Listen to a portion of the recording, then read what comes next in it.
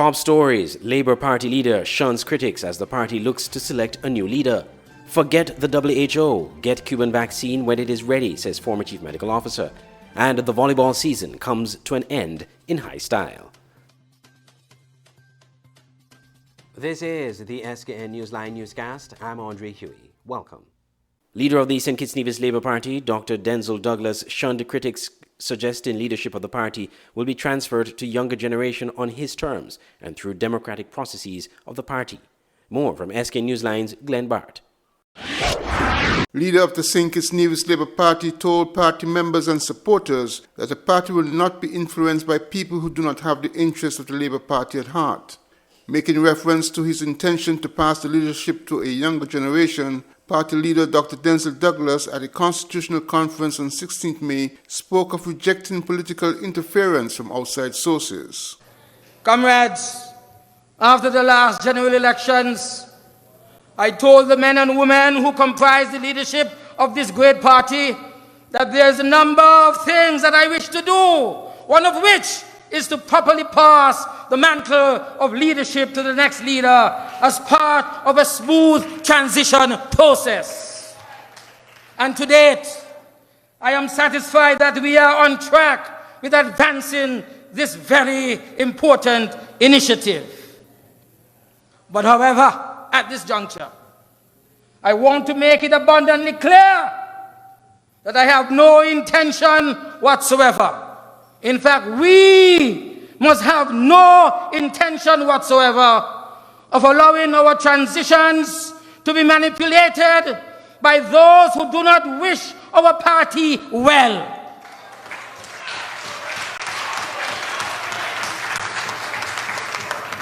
We have here highly skilled and extraordinarily committed individuals within our great party, thinking about the interest of our party. We don't need people from outside to think of our interests. He said the leadership mantle must be democratically passed to a person who deserves it and believes that the party can accomplish a proper transition to a younger generation. Glenn Bart reporting for Skn Newsline. The former chief medical officer suggesting that the authorities procure the Cuban vaccine once it would have gone through all the relevant trials, even if it has not yet required the emergency use approval from the World Health Organization, WHO. More in this report. If the Sovereignty 2 COVID-19 vaccine from Cuba has passed the relevant trials, St. Kitts and Nevis should acquire it even without the World Health Organization's emergency use authorization. That's the view of former Chief Medical Officer Dr. Patrick Martin. I understand the importance of a WHO certification, but if a firestorm of COVID threatens St. Kitts and Nevis and a vaccine is working in Cuba, we don't have to wait for WHO. As a sovereign country, we can make our own decisions. Some persons in St. Kitts and Nevis have expressed a willingness to accept the Cuban vaccine over the AstraZeneca vaccine that is currently being administered. Chief Medical Officer Dr. Hazel Laws said last week that the Cuban vaccine would be acquired once it meets the relevant international health safety standards. We will consider vaccines that have achieved the World Health Organization emergency use listing. So right now Cuba has about 4 to 5 vaccines under production. Now these are protein vaccines. They are very promising, but then the scientist tells you that the Cubans took time to understand the virus, to understand the disease before they started. So they started late. And so there are a number of months before we can have access to the Cuban vaccines because they have not completed the phase 3 trials as yet. And so right now they are vaccinated their persons at home in Cuba to see how the vaccine works. They are collaborating with Iran, Venezuela, Mexico, just to name a few. They're collaborating with other countries in order to get their phase 3 trials completed so that we can even know what the efficacy of these vaccines are. So a lot of information is still left to be known about the vaccine candidates coming out of Cuba. So it's going to be a few months before they would have achieved emergency use listing anywhere in the world. And we have to be careful with fake news mixed in with some truth, because I've seen things being circulated. Oh, the Cuban vaccine was approved by the World Health Organization and it's available, it's going to be here next week, etc. That is not so, and one can easily go to the World Health Organization site and check that information. And I've seen that information being circulated even by supposedly reputable news agencies here. And that is not so. And one is not pitting one vaccine against the other at all. If there's a vaccine from Cuba that's approved and we have access to it, of course we will offer. Yes. But for now, it's not. Meanwhile, Dr. Martin said the recent pronouncement by the Centers for Disease Control in the U.S. that fully vaccinated persons can ditch their masks is medically correct. Persons who are fully vaccinated have very, very good protection against becoming seriously and critically ill, requiring hospitalization, including intensive care. In fact, what I just said applies to all of the vaccines in circulation. Very good at protecting the fully vaccinated against hospitalization and death. There's also the research that is showing that persons who are fully vaccinated are less likely to transmit the virus.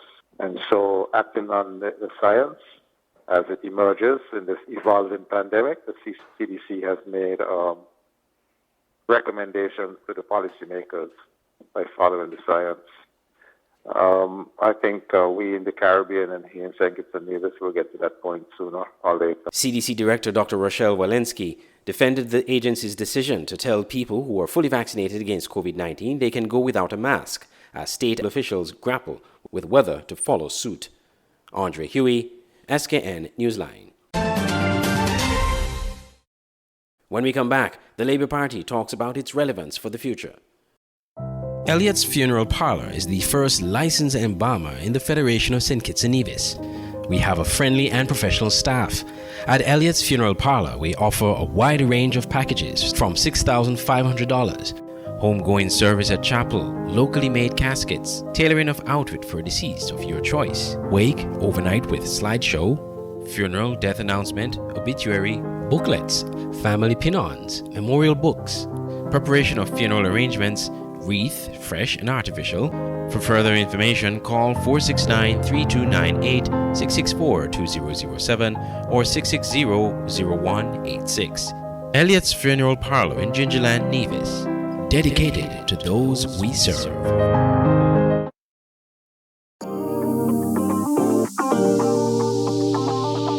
I eat some veggies for dinner. Let me just check the amount of sodium in this can. Oh no, this is too much. Let me try our next option. They did say it's healthy to consume less salt. This is much better.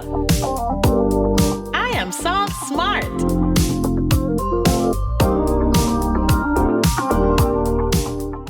Football is back, and the St. Kitts and Nevis Football Association will be bringing you live football on its website, www.sknfa.com, with Premier League Live.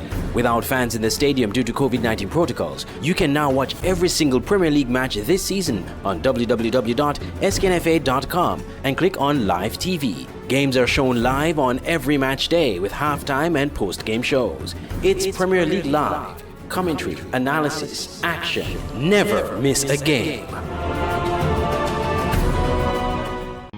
Bless up, Dejo here, and I'm doing my part in the fight against COVID-19 by following all safety protocols and most importantly, rolling up my sleeve for the vaccine.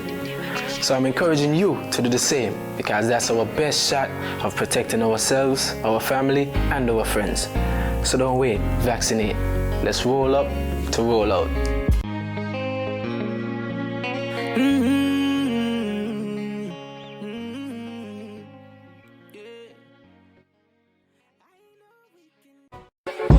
Autoplus Car Wash, located on the College Street Gut, Bastyr, St. Kitts. Bring your car to Autoplus Car Wash to remove water stains, wiper marks, Get your doors, roof panel cleaned, seat floor mats, buffing, headlights, and engine wash. You get quality service at the best price at Auto Plus Car Wash. They really care for your car. Call 765-5140 or visit them on College Street, Bastyr, St. Kitts.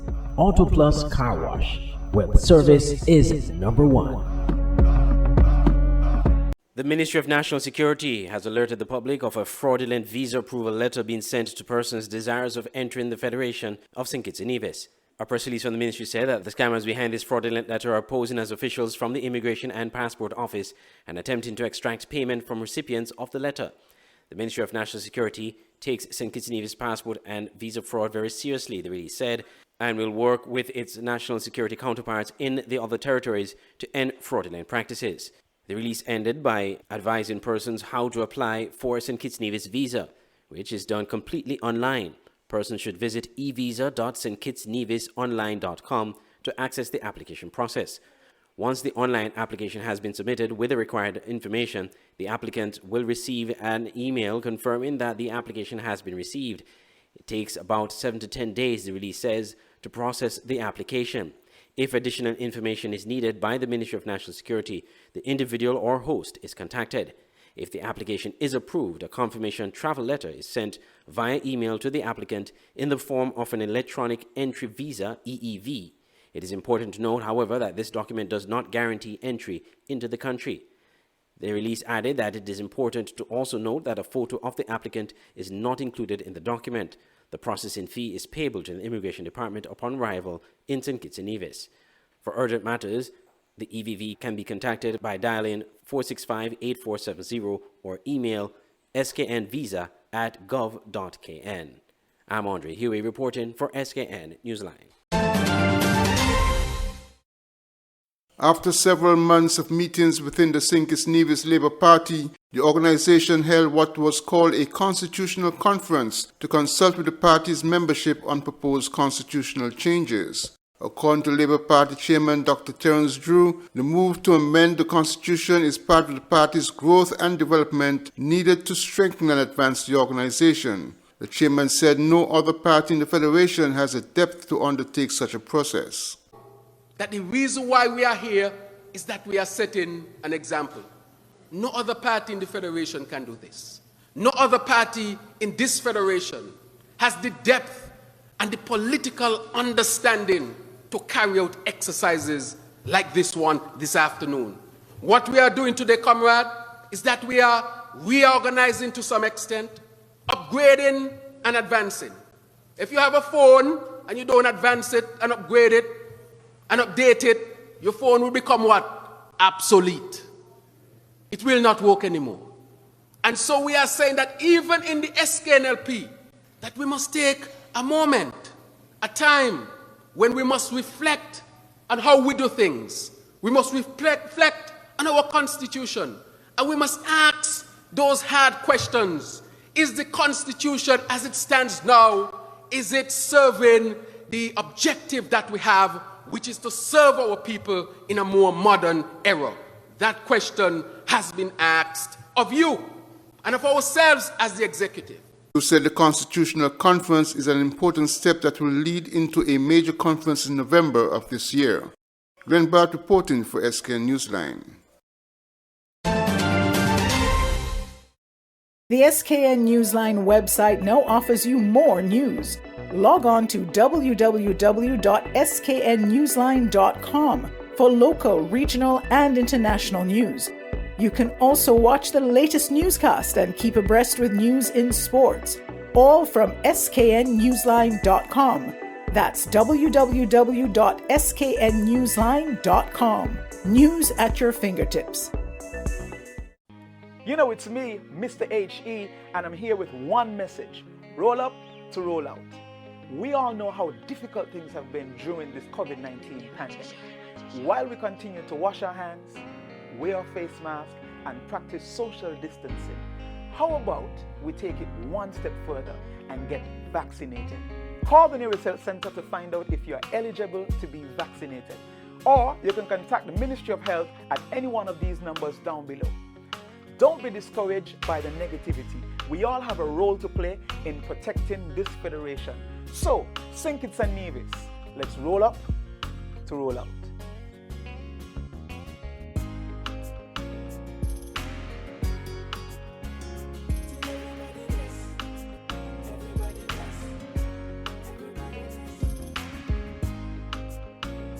Stay abreast with news on St. Martin with SMN News. Visit www.smn-news.com for up-to-date news, scoops, opinions, and hard-hitting facts. SMN News, we tell it like it is. Visit our website www.smn-news.com. It's the new and improved Skn Newsline Android mobile app. With the Skn Newsline app, you can watch your news reports, the Skn Newsline Newscast, sports, special features, and so much more. You can also send us a WhatsApp or call us directly. Go in the Google Play Store, search Skn Newsline, and download the app today. The Skn Newsline mobile app. News on the go.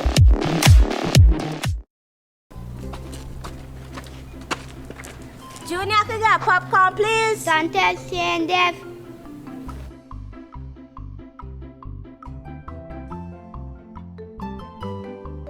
Want some to plead? I can get some salt.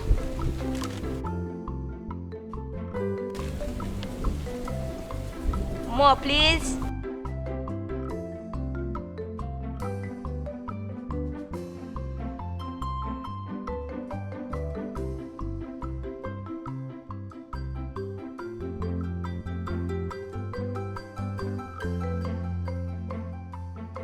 Boy, take a pack from Junie.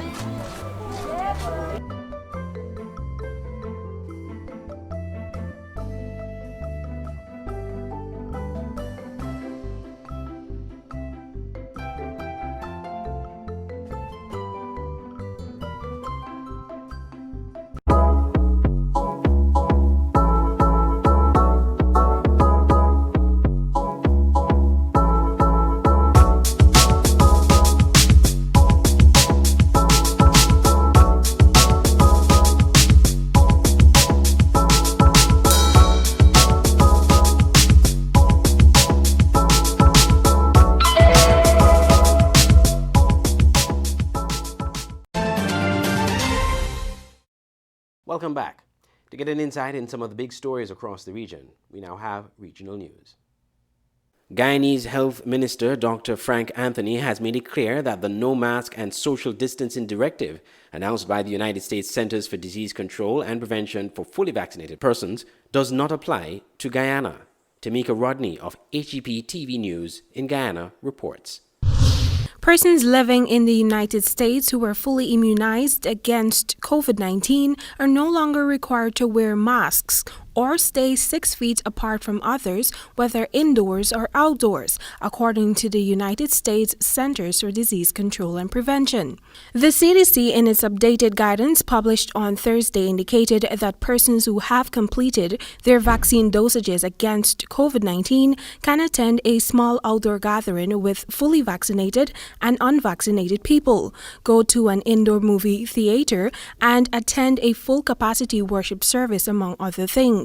However, the Health Minister, Dr. Frank Anthony, is making it clear that the lifting of these rules is not applicable in the Guyana context. In other words, Guyanese who have been fully vaccinated are still required to stringently adhere to all the COVID-19 restrictions, including wearing masks and practicing social distancing. Minister Anthony, during the daily COVID-19 update on Friday, informed that considering the current vaccination rates, the relaxation of similar measures locally would only be possible if the number of persons who access the jobs is maximized. Their situation is much more different from ours.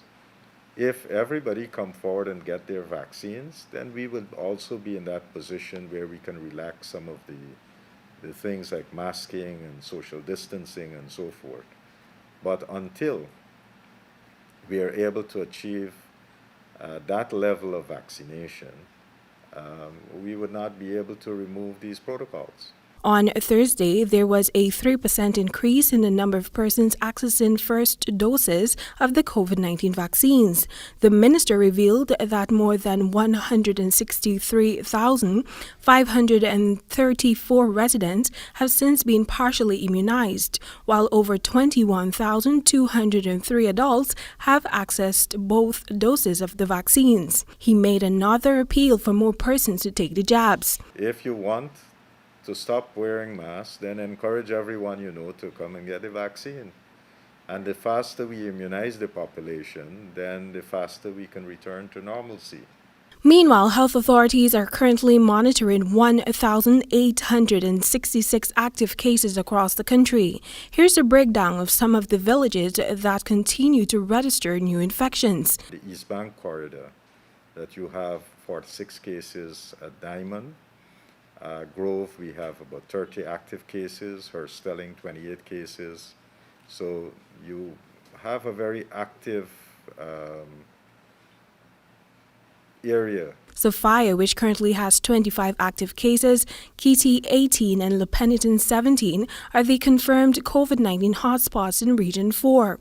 New Amsterdam and Bartica are also on the ministry's radar. Tamika Rodner reporting for the HGP Nightly News. What happens if you miss the second COVID-19 jab? That was the focal point of a report by TVJ in Jamaica.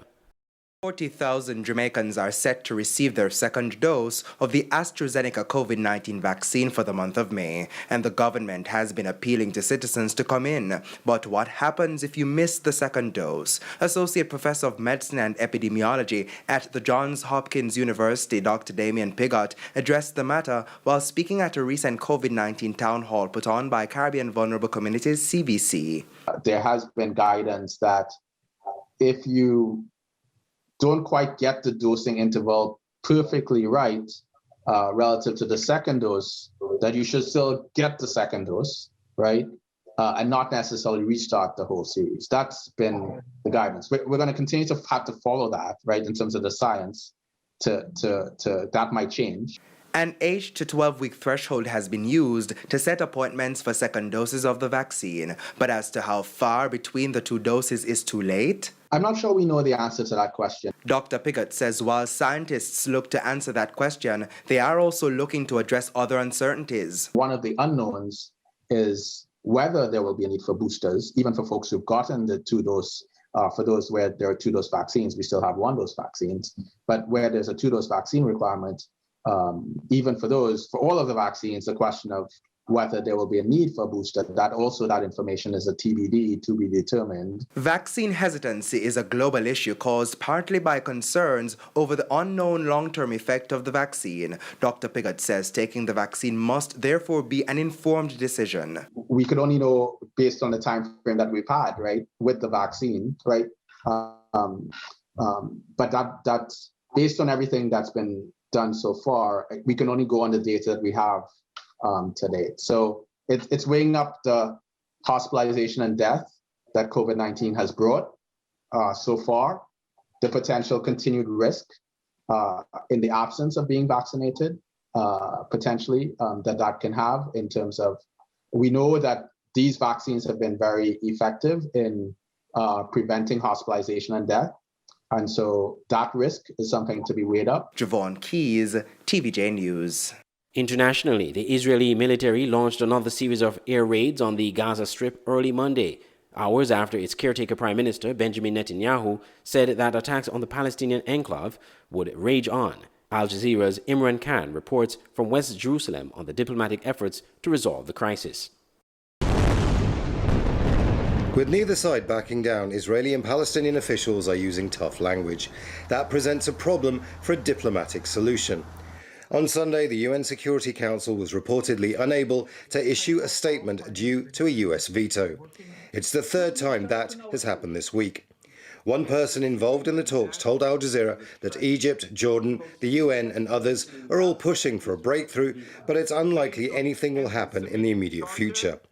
In Ramallah, Palestinian Prime Minister Mohammed Shtayyeh spoke to reporters, urging the UN to act and asking friendly countries to withdraw ambassadors from Israel. Frankly speaking, it's not enough at all now to have declarations of denunciations. What has been done is the United Nations must issue a resolution that describes all these actions as illegal and illegitimate against our Palestinian people. Sanctions and punishment must be there against Israel. But with no breakthrough, the US has reiterated its position, with the Secretary of State Antony Blinken insisting Israel has a right to defend itself. Palestinian politicians say this isn't self-defense. If you ask the residents of Gaza, they would say what remains to be done is to drop a nuclear bomb into Gaza. The amount of attacks, the scale of hostilities, the amount of ammunition that's been deposed in Gaza is beyond belief, beyond imagination. Israeli Prime Minister Benjamin Netanyahu issued a warning to Hamas. We're trying to degrade Hamas's terrorist abilities and to degrade their will to do this again. With no breakthrough in diplomacy, the conflict has carried on. The question now is not whether all parties involved can get diplomacy back on track, but whether there's even hope for a long-term diplomatic solution. Imran Khan, Al Jazeera, Jerusalem. Well, U.S. Secretary of State Antony Blinken says he has not seen intelligence from Israel that shows Hamas was using the tower housing media, including Al Jazeera, that was destroyed in Gaza on Saturday.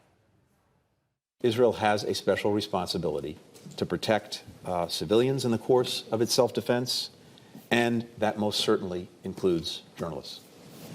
Mr. Secretary, if I could follow up, you said that you've requested additional information. Have you received it? Have you seen it? And did you find it credible? I've not seen any information provided, and again, to the extent that it is based on intelligence, that would have been shared with other colleagues, and I'll leave that to them to assess. Let's cross over to our White House correspondent, Kimberly Halkett. Kimberly, how much pressure is the US President Biden actually under to make sure or to do something about the ongoing conflict and to bring it to an end?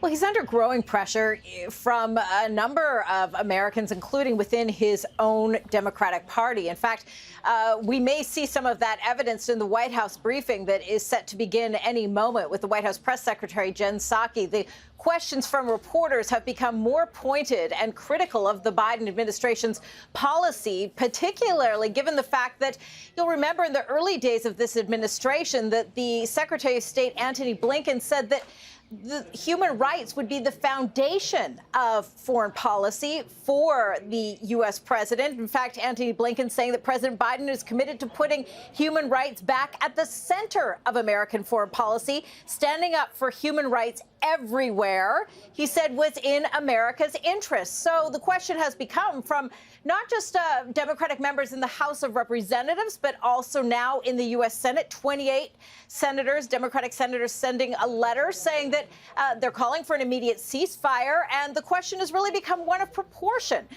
The U.S. continues to say that Israel has a right to defend itself, but they will not extend that same statement when it comes to Palestinians.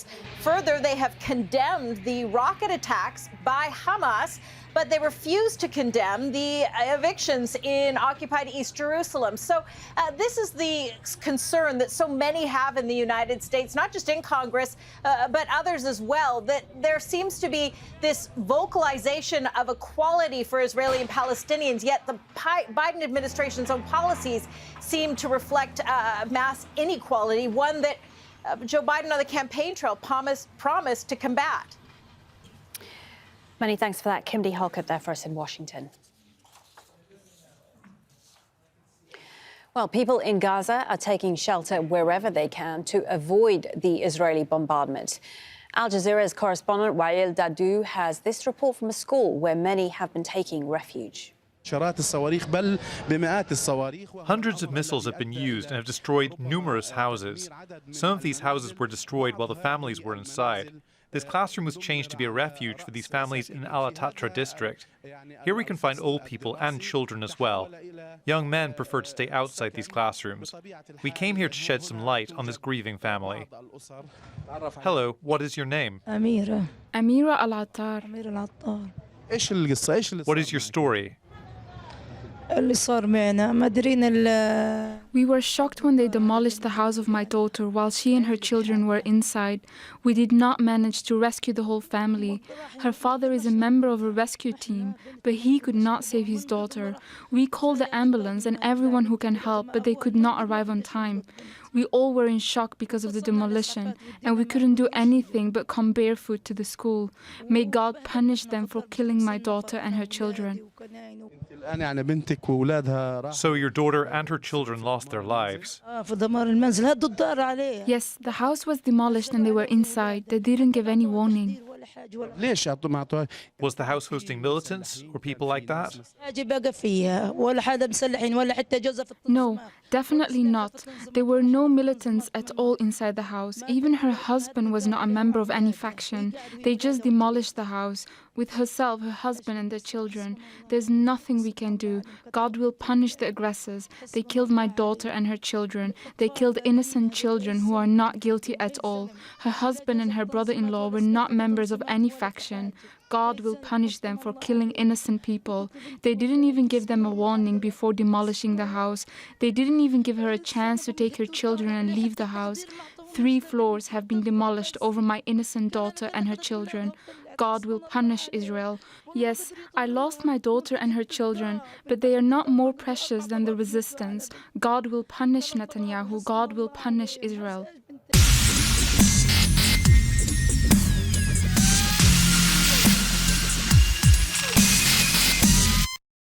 In sports, the box and Bollywood survivors duked it out in the finals of the 2021 volleyball season on St. Kitts. We have more in this report. Saturday night at the volleyball court at Netball City, Bastyr. They defeated the Bollywood survivors, captained by senior national team player Sean Seabrooks. Mr. Seabrooks provided Skn Newsline with details of the finals match. The 2 teams that met each other in the final were the Bucks, captained by St. Clair Penny Hodge, and Bollywood survivors. That's the team captained by Sean Seabrooks. And at the end of the night's play, Bucks emerged as the champions of the St. Kitts Nevis Amateur Volleyball Association 4-on-4 male league. And it was an enthralling final, went to 5 sets. Bucks would have won the first set, and then Bollywood survivors came back and won 2 consecutive sets. Then Bucks won the 4th, and in the final set, which goes to 15, Bucks won 15-9. And it was a game that was designed to feature the young and upcoming players in volleyball in St. Kitts and Nevis, and we were not disappointed. The veterans were basically to ensure some balance as well as some sort of leadership. In the bronze medal match, you had Mob Squad taking on Rebels. Mob Squad captained by Jason Joseph, and Rebels captained by Glenn Quinlan, who's also the president of the St. Kitts Nevis Amateur Volleyball Association, SCAVA. Rebels emerged as the winner for the bronze medal in 4 sets, winning 3 sets to 1. Andre Huey, Skn Newsline. With the second round of the SKNFA Premier League in full swing, we have the results of this past weekend's matches at the Warner Park. The second round of the SKNFA Premier League kicked into high gear on the weekend with some high-profile matches and some that will have consequences for the relegation battle. Both match days on the weekend were triple headers, starting with Flo Fujikayan Rockets crushing Trafalgar South Stars 6-1. Carlos Berti scored a hat-trick in the 10th, 18th and 58th minute for Kayon. Leon Huggins scored in the 52nd minute. Quinnicky Clark scored from the penalty spot in the 70th minute, and Raheem Davis in the 80th minute. The lone goal from South Stars came from Ronaldo Nisbet in the 55th minute. South Stars played the last 22 minutes with only 9 men, after Rendell Theodule was sent off after picking up a second yellow card in the 68th minute, and Sankofa Benjamin picking up a straight red card also in the 68th minute for using offensive, insulting or abusive language. After the match, the team at the Premier League live broadcast on the SKNFA Facebook page commented on the proceedings. The performance wasn't that we need them to play better. But it was a good performance by Kian anyway. Give credit to Kian for the way they played, especially Carlos Berti, as I said, and his second coming to Kian. In the night's other match, SL Horse at St. Paul's United demolished TGE DB Eagles 7-0. Keith Roy Freeman scored a hat-trick in the 10th, 47th and 66th minute. Vince Roy Nelson scored in the 13th minute. Deontay Liburd in the 38th minute. Tahir Jefferson in the 54th minute. And in the 2nd minute of stoppage time, Kwame Challenger. The team at the Premier League Live broadcast showered praises on an efficient and ruthless St. Paul's. Very good performance from St. Paul's. And the man of the match, for sure, with the Freeman again, and then the score sheet, and this time scoring a hat-trick. Yes. A very good hat-trick. So, St. Paul's, as I said in the first half-time talk, that the team under St. Paul's, you're going to be waiting for the others. Yep. Qualify first for the Super 6, and be waiting for the others. Then in the final match on Saturday, MFCR Old Road United drew 2-2 with S. Crave Newtown United. Akimba Lawrence scored both goals for Newtown, getting the goal scoring off in the 11th minute and again in the 58th minute. As for Old Road, Najon Brown scored from an assist from Tiquani Williams in the 20th minute, and Tiquani Williams himself, just before half-time, scored the go-ahead goal. The match ended in a tense manner as Orland Watley was sent off for using offensive, insulting or abusive language in the 4th minute of stoppage time. He was apparently displeased with what he believed was a non-call from the referee for a penalty in the dying moments of the match. The commentary team discussed the match, showering praises on the performance of Tiquani Williams of Old Road Jets. Yes, he looks so smooth in the football. I mean, he's an entertainer. Yeah. He's an entertainer. Exciting to watch. Very exciting to watch. As I said, any game he's involved in, or any game Old Road is involved in, it's always be a game that you're compelled to watch. You just can't not watch. It's very exciting. 7 goals were scored in Sunday's triple header. Hot Springs Bath United losing to St. Peter's 2-0. Both goals coming in the first half from Yannick Harris in the 10th minute and Mackinnon Gums in the 27th minute. The commentary team of Al Edwards and Essington Watts commented on the match. Okay, let's look at the context of the game now. The 3 bottom place teams played this weekend so far and all lost. But continuing in true to form, Bath is losing by smaller deficits than the other two. In fact, I think they are in the number 10 position, only on goal difference. Yes, to me, Bath tend to play better in the second half. They tend to play much better in the second half. They tend to have a very strong finish. And as always, they tend to play the full 90 minutes. And they seem to, they crawl their way back into the game. If this were a boxing match, I think they would have won on points. In the second matchup, Rands Village Superstars edged Fastcast Saddlers United 1-0. The goal coming from Azari Hodge in the 40th minute of Village. For the commentary team of Sylvester Childs and Essington Watts, though an arduous victory for Village, it was still 3 valuable points. So we'll just have to congratulate the coaching staff for giving the impetus what it took for the players to rise above the occasion and really get that all-important goal. As Sugar Bowl would say, sometimes all you need is just that one goal. One goal. To win the game. Yes. And so they got the 1 goal, and that's all it took to get the 3 points. And so congratulations to the Village Superstars. And finally, Saul Island Auto Supplies Connery FC came from behind to edge Hobson Enterprises Garden Hotspurs 2-1. Spurs earned a goal within the first minute of the match through Tishan Hanley, only for Giovanni Lake, who had just returned to the Premier League from a 1-match suspension for a red card in his last match, to be given marching orders again, this time for a straight red card in the 17th minute. Referee Kimball Ward ruled a foul he committed in the 17th minute was serious foul play, deserving of a red. That left Spurs with just 10 men for most of the match, and it took its toll in the second half with 2 errors from goalkeeper Adolphus Jones, one in the 57th minute where he inadvertently knocked the ball in the back of his own net from a corner kick, and missing out on a ball which was tapped in the goal by Trevor Hanley in the 59th minute.